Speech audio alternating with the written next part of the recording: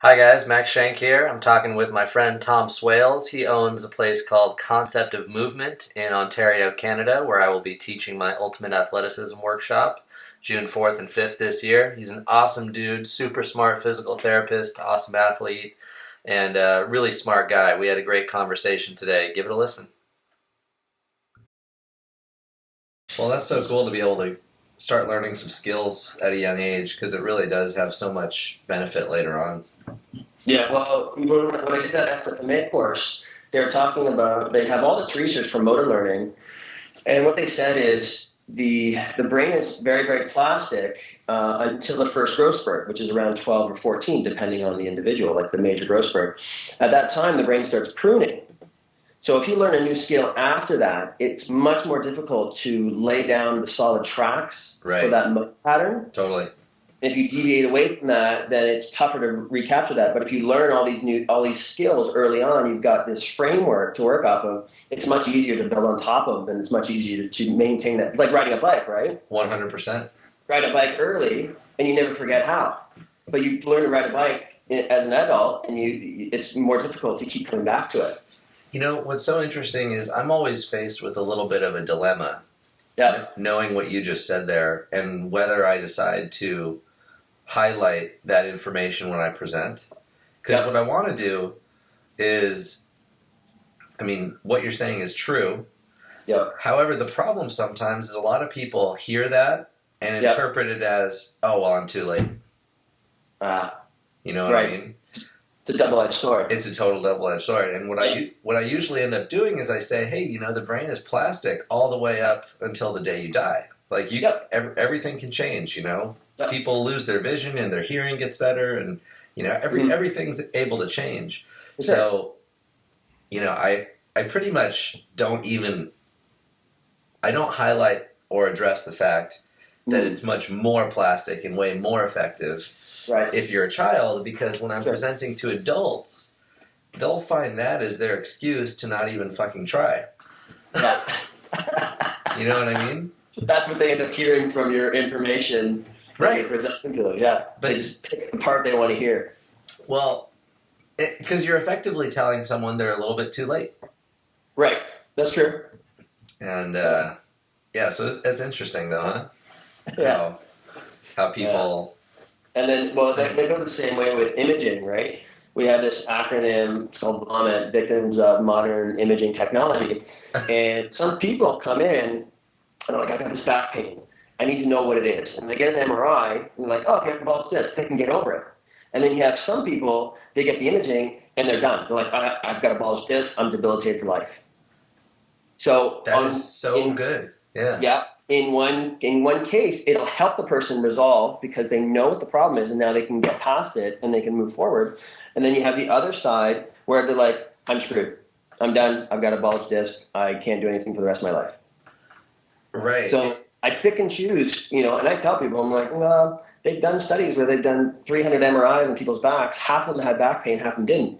The people who didn't have back pain had a more severe disc bulge than the ones who did have back pain. So I said, you know, a disc bulge doesn't determine your back pain, right? It's other structures. It's neuro. It's chemical. It's all kinds of other, you know, structures, because discs don't really have nerve endings. They can push on nerve endings, but they're not the source of pain themselves. Right. Well, that's usually the case, right? Usually the source of the pain is never the site of the pain. Yeah.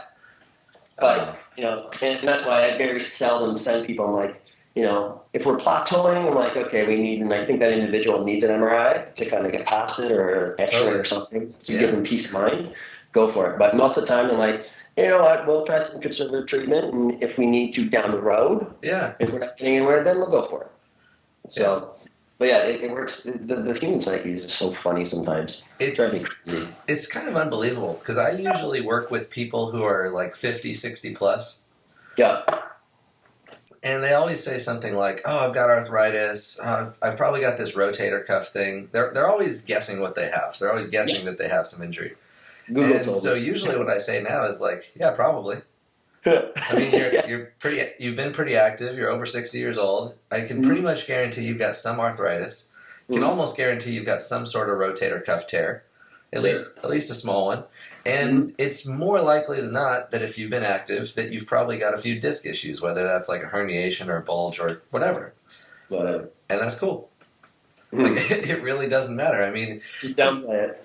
Well, and people see the whole injury thing as like, oh, now it's going to hurt for sure. And I'm like, the example I always use is the phantom limb pain. Yeah. And like all the research that Ramachandran did on that. Yeah. And just go, okay, if someone can have pain in a limb that's not even attached to their body anymore, is it really so outrageous that two people with the exact same injury, one can feel pain and one will feel no pain at all? Yeah. I mean, it's really as simple as that. You have like unique anatomy, you have unique physiology, you have unique neurophysiology of every person.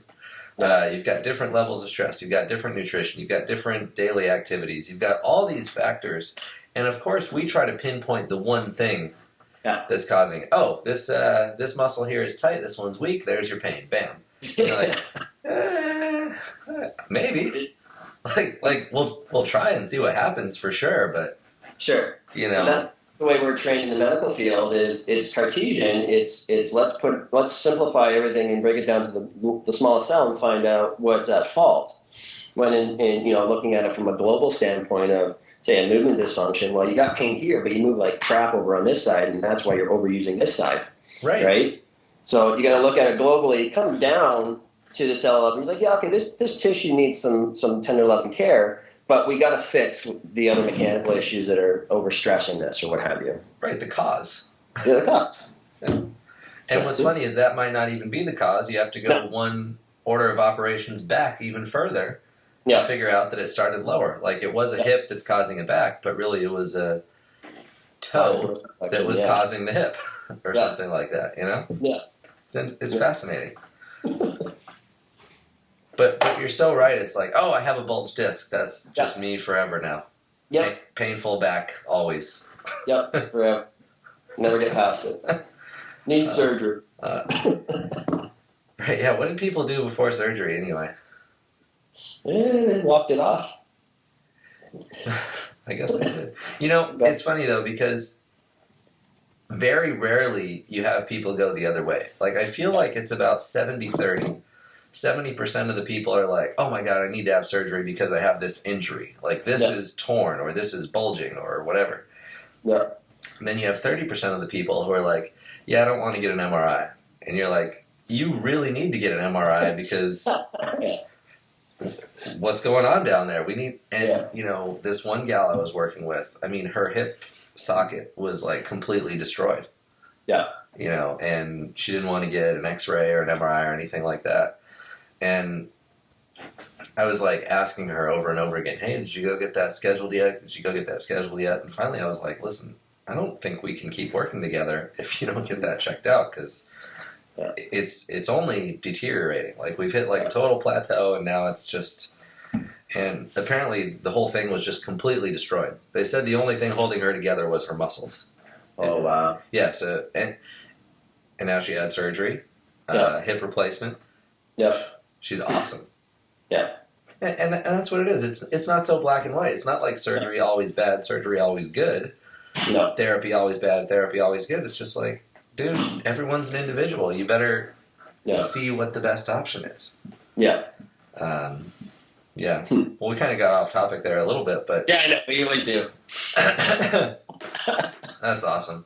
It's okay. I recorded the whole thing, so if it's good, I'll just leave it in. Yeah, sweet. Yeah. All right. I realized when I started doing these occasionally, I wouldn't hit record at the beginning, so I have it record automatically after 5 seconds, because I'd end up with all this gold at the beginning, and I'd be like, okay, you want to start the recording? Fuck, can you try to repeat what you just said?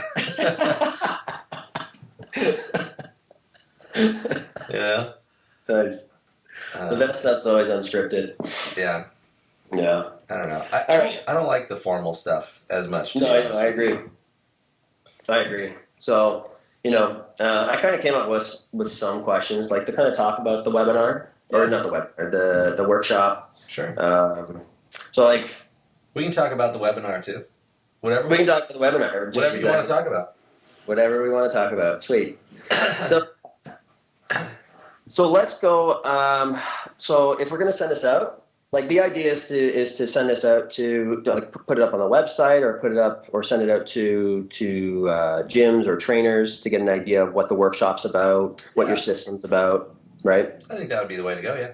Okay. So let's start because everyone here knows about you. I've known about you for quite a while. We met back 2 years ago now. How long was that? I think it was 2 years ago. 2 years ago.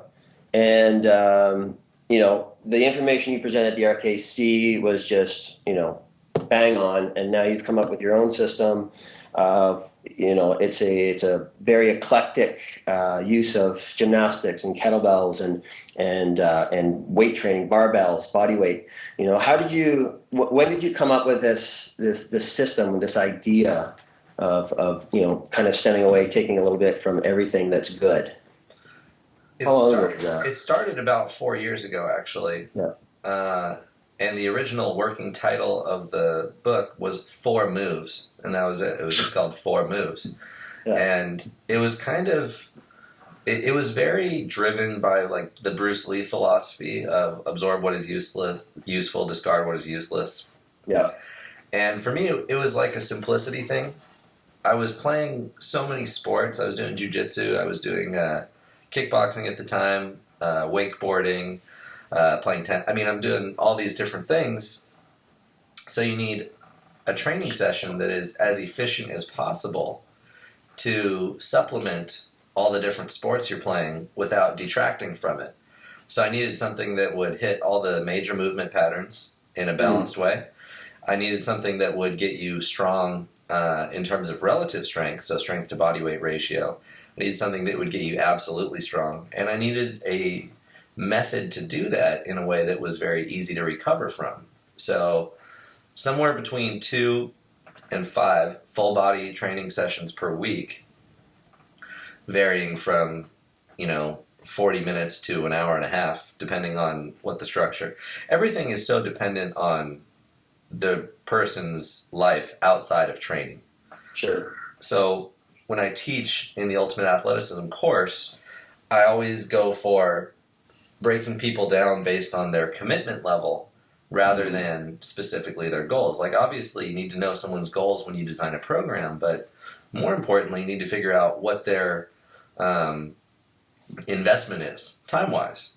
So you have, like, different blocks. So you have 0 to 1 hour per week, and that's someone who should probably just be doing a 5-minute flow every day.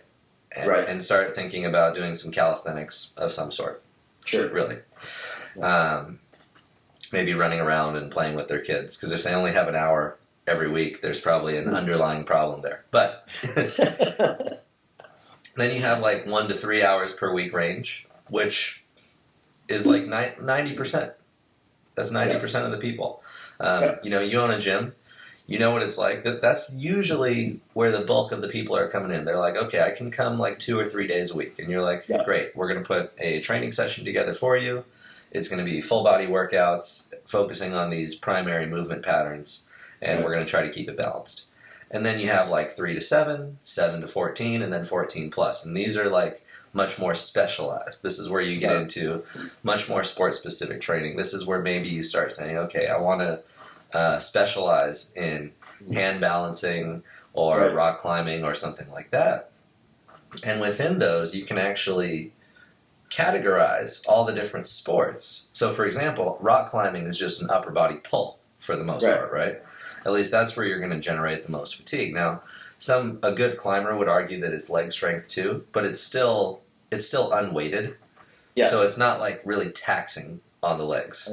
Yeah. And hopefully I don't offend any legit climbers with that off-the-cuff remark. But, I've done climbing for quite a while, and I joined a bouldering gym, and it's definitely an upper pull.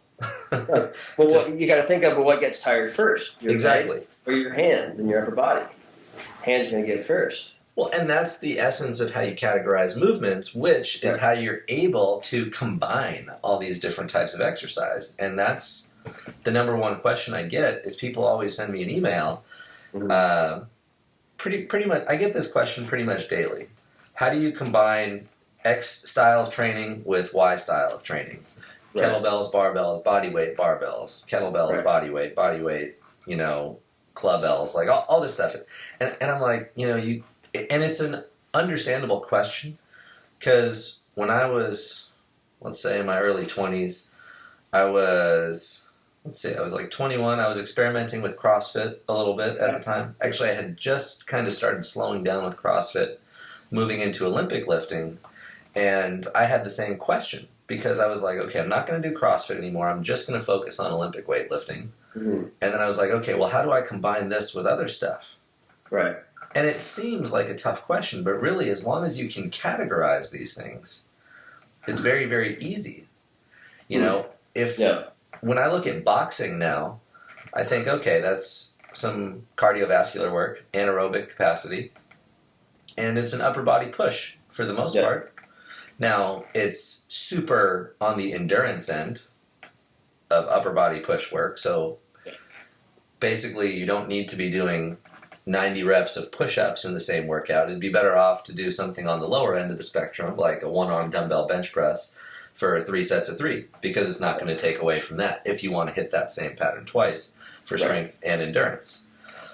But I think that's the essence of it, is you don't think about it in terms of tools. Like a carpenter doesn't say, "Oh, I'm a saw guy," or "I'm a screwdriver guy." He's like, "No, you need to build this house, and sometimes you need to cut a piece of wood, and sometimes you need to drill a piece of wood into another one." So just figuring out how to categorize these things is maybe the biggest takeaway for a lot of new coaches taking the course. And that's the part of it that I really like, is from a balance standpoint. And, after reading your book and looking and then implementing your system, it runs very much parallel to our own. Even a little bit, I look back at old training programs, and it was kind of always how I tried to think. I always thought front, back, push, pull, whatever. But lumping it into kind of, upper body push, lower body pull mobility for one round, and then so just taking 3 exercises and moving through those, it took away a lot of the, it added more time, so it gave me more practice for those specific moves, because I would even clump anywhere from 5 to 6 exercises together. Now, some of them would be, some kind of core or chop and a lift, but, coming back to more of just taking away what's good, I found you started to find more time to practice those maneuvers. My hand balancing has gotten better. My front lever has gotten better.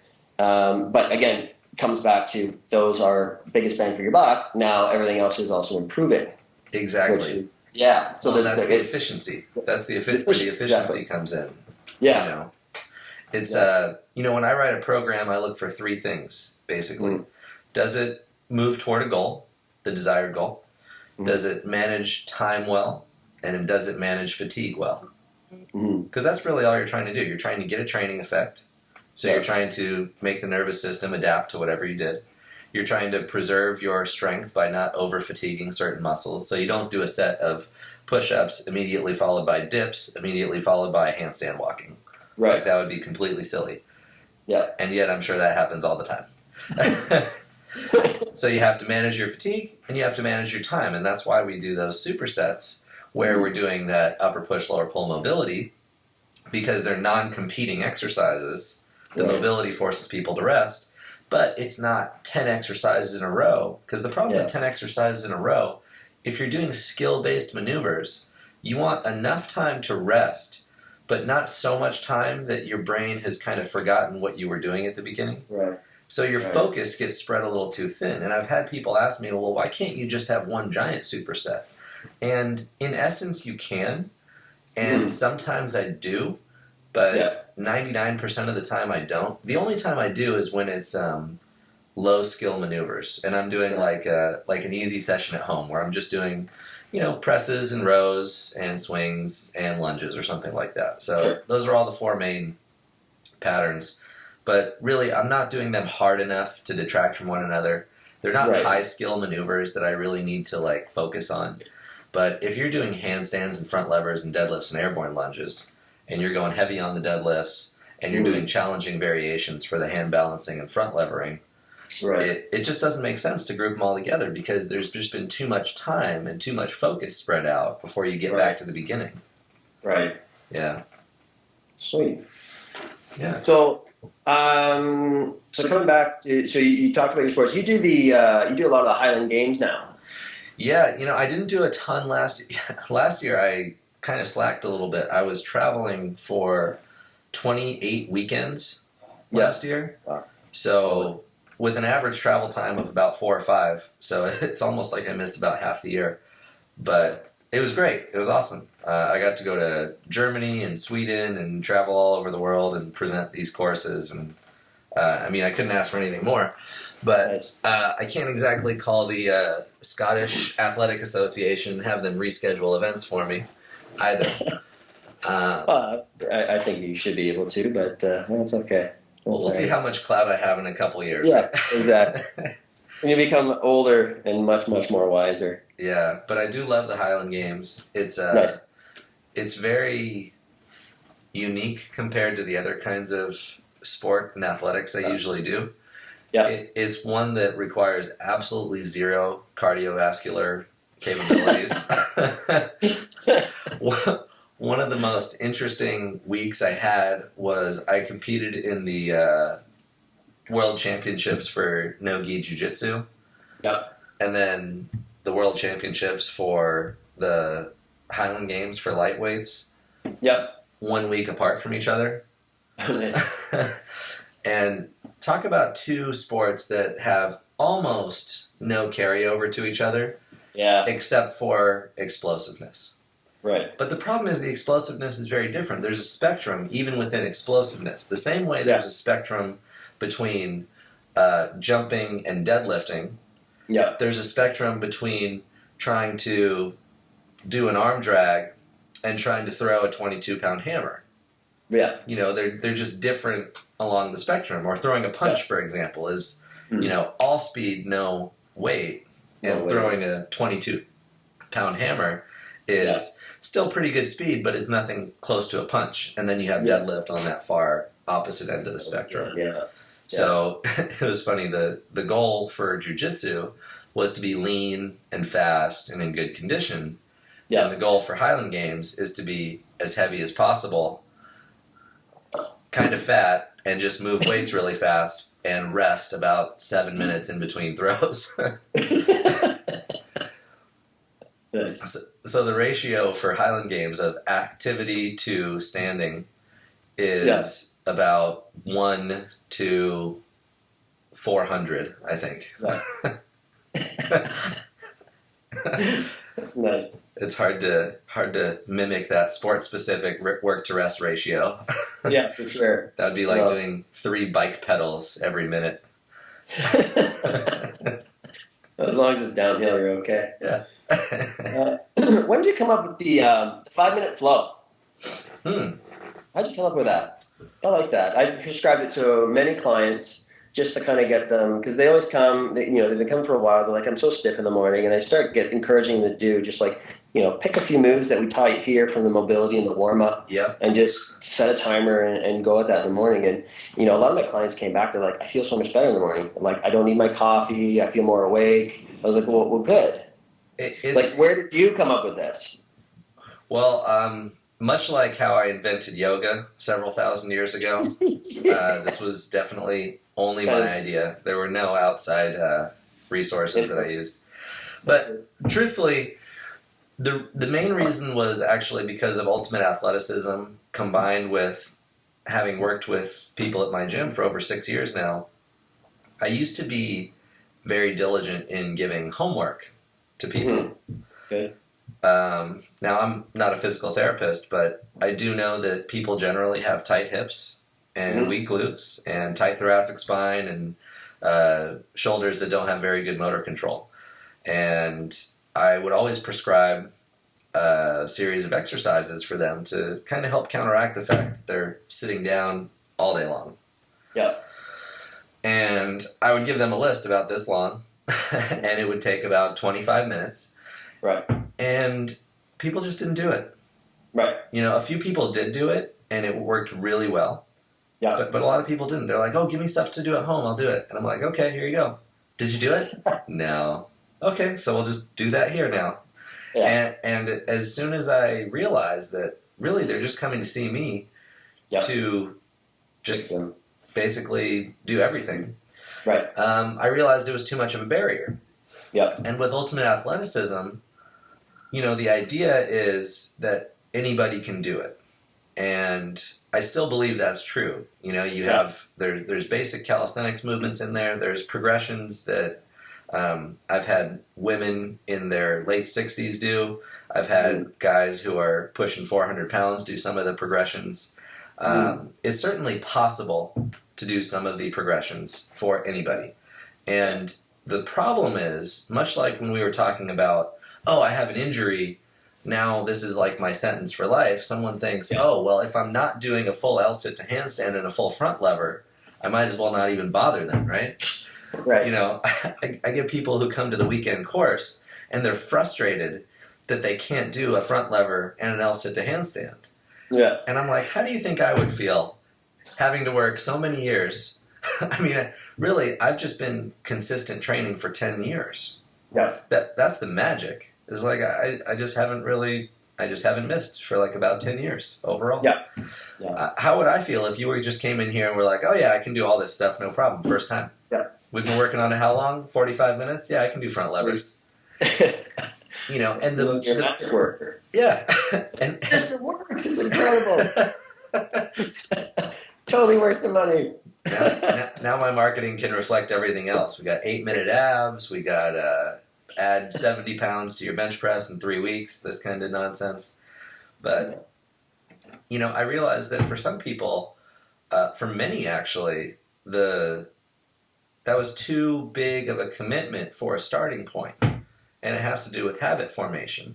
So not only are they a little bit deconditioned, but they're not ready to commit that amount of time to exercise, period. Right. Which is why it needs to be tiered, which brings us back to that whole idea of basing it off of commitment level. If someone's willing to spend 0 to 1 hour, great. They're willing to spend something. So that's a good starting point. So you don't actually want to give them a big hurdle to get over to get started.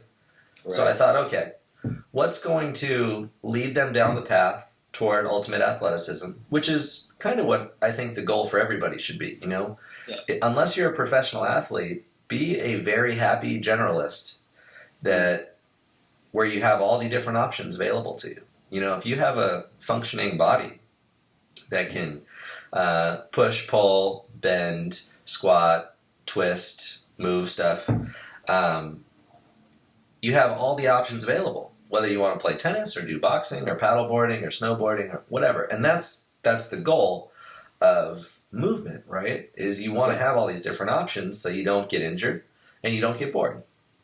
So 5-minute flow turned into the kind of like habit-based science doorway toward ultimate athleticism. So you got your 5-minute flow, you got some basic calisthenics movements, then you got some basic weight training movements, and then you start incorporating hand balancing and climbing and hanging and things like that. So really 5-minute flow is just the doorway. Yeah. And the reason it's a doorway is it has no barriers. Right. So whenever any habit psychologists talk about barriers, it's like, okay, well, what would be a barrier to exercise? Well, if you have to drive to the gym, that's a barrier. If you have to put your clothes on, that's a barrier. Although I don't know how many people work out without their clothes on. Not sure why I said that. I feel like that was a Freudian slip a little bit. My wife prefers it that I do without my clothes on, so I don't blame her.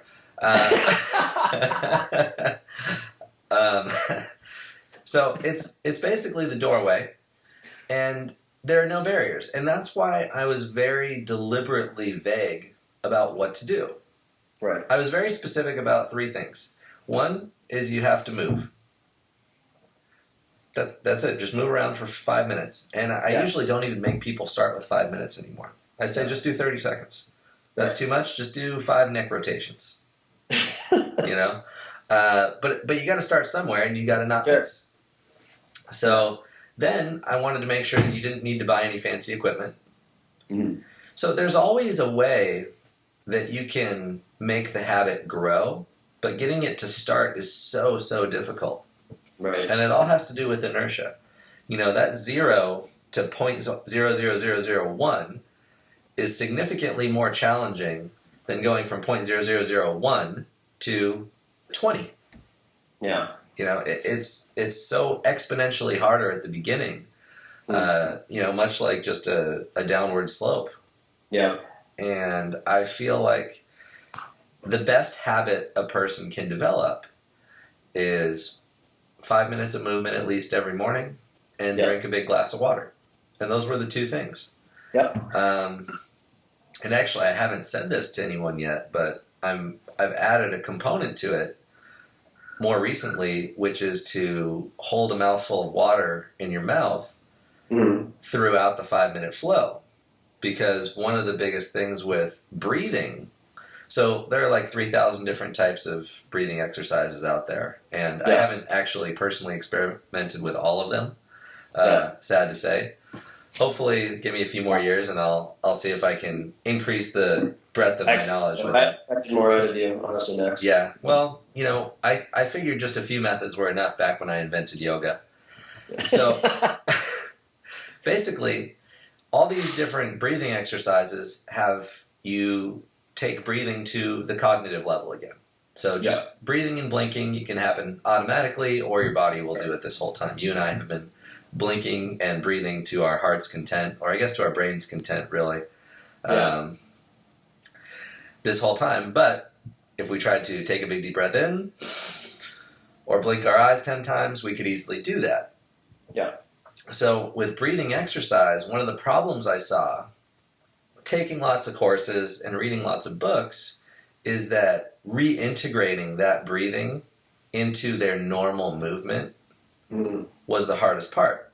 Right. So what I ended up with was a lot of people who could lay down on their back with their feet up on a chair, put a hand on their chest and a hand on their belly, and then when I got them to go back and do their workouts, it didn't carry over. No, yeah. Like they're like breathing Zen masters when they're laying down, not moving. Yeah. And then when they try to bring it back and reintegrate it into movement, it all goes to shit. Yeah. So, nasal breathing is a huge part of proper function. Yep. So I'm kind of like an Occam's razor kind of guy. The simplest answer is usually the best. Right. If you make someone hold water in their mouth while they do some gentle to medium intensity activity, you'll find that it starts to reintegrate at that higher threshold of a strategy. Interesting. So, you wake up, you grab a mouthful of water, you move around for 5 minutes, and then you drink a big cup of water. And I would argue that there's no better use of 5 minutes of your day than that. Especially as a first step. Because it turns out that exercise is one of those habits that makes you want to do other things better also. When you start taking care of your body, it makes you want to eat healthier. It makes you want to get more stuff accomplished throughout the day. I mean, there have been tons of not only studies but also anecdotal evidence that really strongly suggests that people have some sort of a morning exercise routine, however long that is, achieve much more success. In fact, I can't remember what it was. There was it might have been on Forbes, but they had like a graph that showed like 50 top guys in, let's call it business, right? Yeah. And it showed how many of them did a certain thing as part of their morning routine, because the whole thing was on morning routines. And I'm a strong believer in having some sort of a morning routine because it does start your whole day on the right foot. Right. And 80%, which was the biggest number of people in that little graph, did some sort of exercise in the morning. Right. And it varied, but you have to understand that people are different, but we all need to move around and do something. Right. But that was one of the big ones. It was like, if you get this part done, it kind of has like a domino effect into other things. So I feel like 5-minute flow can really help the most people with the least amount of effort. And it will lead them down the right path kind of naturally. Like it'll grow naturally. People say, oh, well, I can barely do 5 minutes anymore. Or like you said, I don't need my coffee in the morning. And it's people have said, "Oh, my back pain's gone," and you know, here I am, 3 to 9,000 miles away behind a computer, writing, "Hey, you should move around every morning. Maybe do some circles." You know, sometimes it takes someone like yourself understanding the neurology and understanding movement patterns and understanding the healthy function of the tissue and how to release things. And sometimes, you got to move around a little bit. Yeah, just get off your butt and move. You know, well, if you look at animals are very balanced. Like using dogs, for example, and it's only humans that make them imbalanced. The first thing that dogs want to do when they wake up in the morning, they want to walk their territory. They want to go for a walk. Mm-hmm. Then they want to eat. That's the natural rhythm of most animals. But we confine them, and we don't let. Some people don't take it for their walk. And then, you know, like, okay, well, eat food, but they're not hungry yet because they haven't done what they instinctively want to do, is move around, get their heart rate up, get their body awake. And then people wonder, like, well, my dog's misbehaving. I don't know why. Well, because you made the dog imbalanced, because you sit on your ass, you're making your dog sit on his ass, and it's got this pent-up energy, doesn't know what to do. But then coming back to routine, you know, getting the first task out of the hand. I watched this. It was a video. It was like a general or a captain for the Navy SEALs. It was a Navy SEAL. I know the video you're talking about. Making your bed. His bed. Right. Yeah. It's like if the one task you get accomplished that day, you've already finished one thing. So therefore, now you've set the whole framework for completing more tasks through the day. 100% agree. I love that video. Yeah, it was a great video. It was a great video, and it's so true too. You want to build off of little successes. Yeah. You know, anyone who's had any kind of success actually getting people to change. Mm-hmm. So it's interesting. You almost have like two camps of people. You have people who are attracted to something like ultimate athleticism, who are people who are already probably exercising. Yeah. You know, they just want something better. Yeah. And so that's one group of people. And then you have a completely different group of people who are not exercising, who need to be treated completely differently.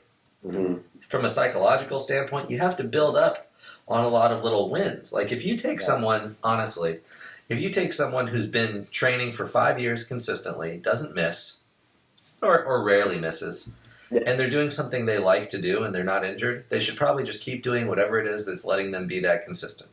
Sure. But it's very easy to change if they want to something else. Yeah. But that person who's just starting out, you need to build up those small victories, whether it's, hey, I moved around today, or I did this, or I did that, or making the bed, I drank a big cup of water. You know, I'm amazed sometimes still when I recommend people drink some water in the morning and try to get more hydrated. And I'm working with people and I'm pinching their skin and it's like they're super dehydrated. And I'm like, what do you expect? Do you expect your body to function really well? It's like if you left a rope out in the sun on the docks and it got all dehydrated. You got to get that thing hydrated. But people still don't do it. And it's because... And I've just found this through experience. We ask too much at the very beginning. Right. It has to be something small. Yeah. So that's why 5-minute flow works, because that person who had back pain 9,000 miles away, who's writing me an email, wasn't ready to take the step to go see someone like yourself who could have also easily fixed the problem. Right. But they at least did something. Mm-hmm. To go from level 0 to level 1. Right. So I guess that's what it comes down to, right? Is you have to find the right step on the spectrum. You know, someone like you and I, you've been training even longer and more consistently than I have. But just because I'm much older than you. Much older.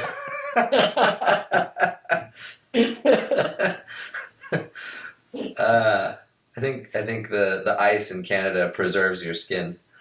So we're up here. Going from here to here is a very different step than going from here to here. Right. It's completely different. But it's interesting stuff, and I'm really happy that it's worked out so well. I have a feeling that when you come here in June to do your workshop, I think everyone would probably be getting a big earful of the 5-minute flow and getting a big taste of it, since it's kind of one of the first building blocks of your system that it's kind of evolved to, right? You are 100% right. You are 100% right. It's, when I first started doing the Ultimate Athleticism course, which was about a year ago now, 5-minute flow wasn't part of it. There was mobility. There was mobility as part of it.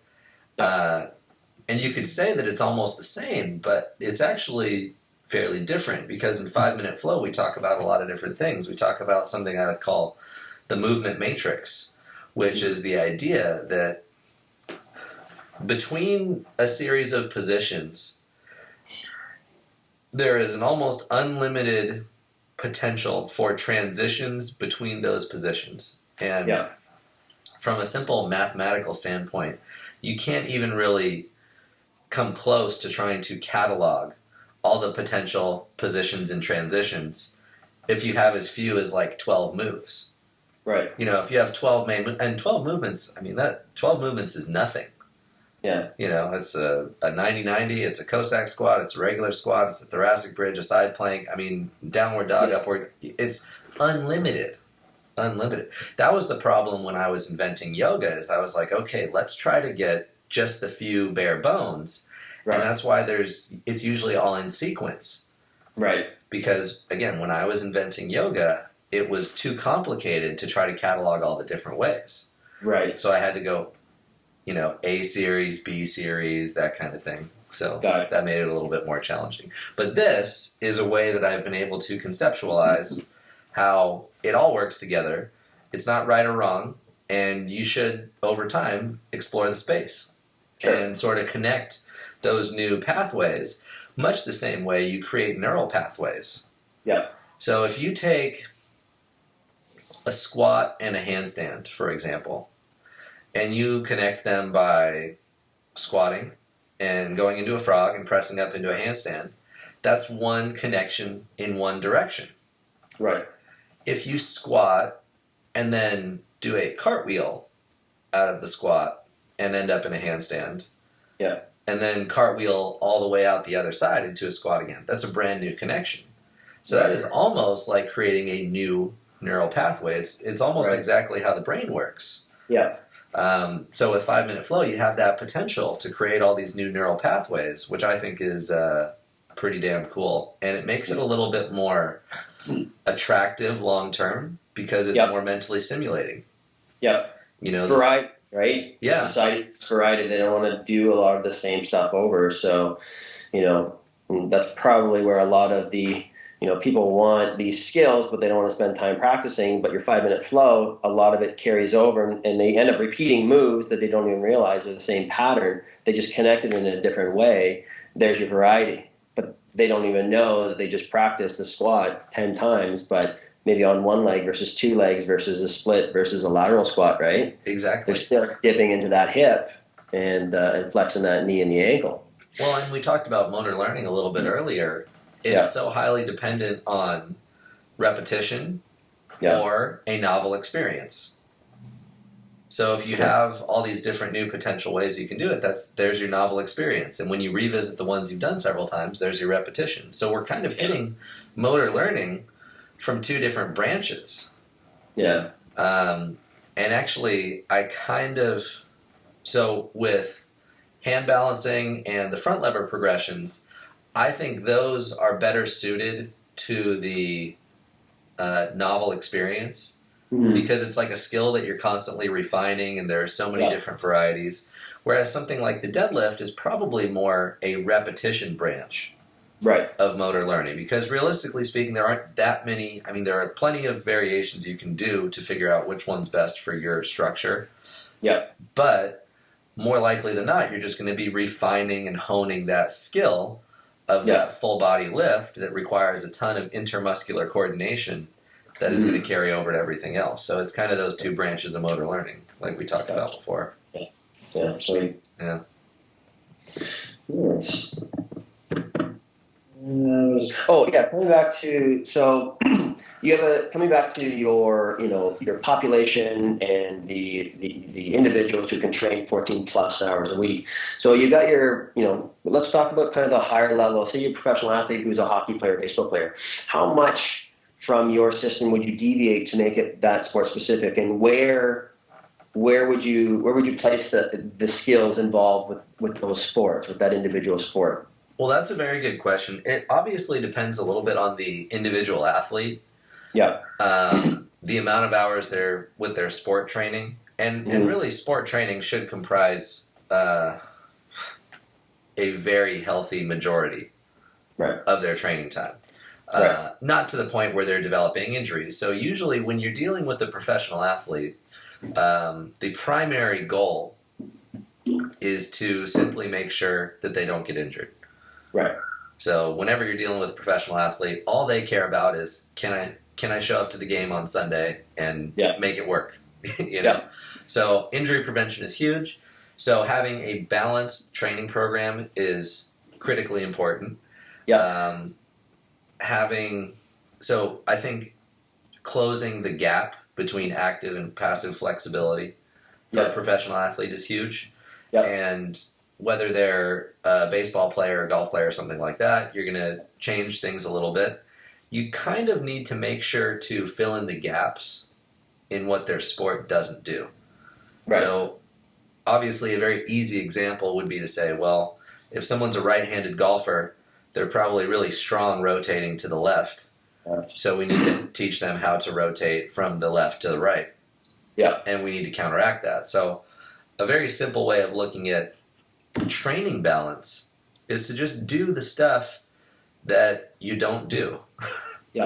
So, I mean, it sounds like trite, but if you're sitting in a chair all day, you need more hip extension. If you're sitting at a computer all day, you need more thoracic extension. You need more shoulder abduction. You need more rhomboid and lat and lower trap work.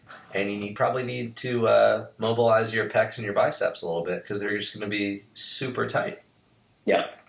So I think when you come to training professional athletes, you still want to use a similar template of incorporating pushing and pulling upper and lower in even amounts. But then based on what sport they're actually playing and how much they're playing, you need to figure out how you can counteract some of the potential postural issues. Hockey is going to have a very different postural ramification than a tennis player or a golfer or something like that. So you have to look at the athletic posture of that sport and decide, okay, is this going to potentially damage them over the long term? Is it damaging them already? What's going to be the cause of an injury potentially? And then you have to see if that's in your wheelhouse, if that's in your scope of practice to address. And if you have something in your toolbox to do that. Cool. But effectively, it'll be very much the same. We're all humans first before anything else. So we need to know how to hinge and squat and push and pull, and we need to have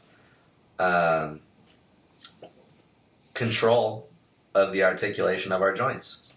It's as simple as that. I mean, you have people sometimes who, with a yoga strap, can pull their leg up to 90 degrees laying down, and then when they try to lift it under their own power, they're at like 45, and I'm like, whoa, that's probably not good.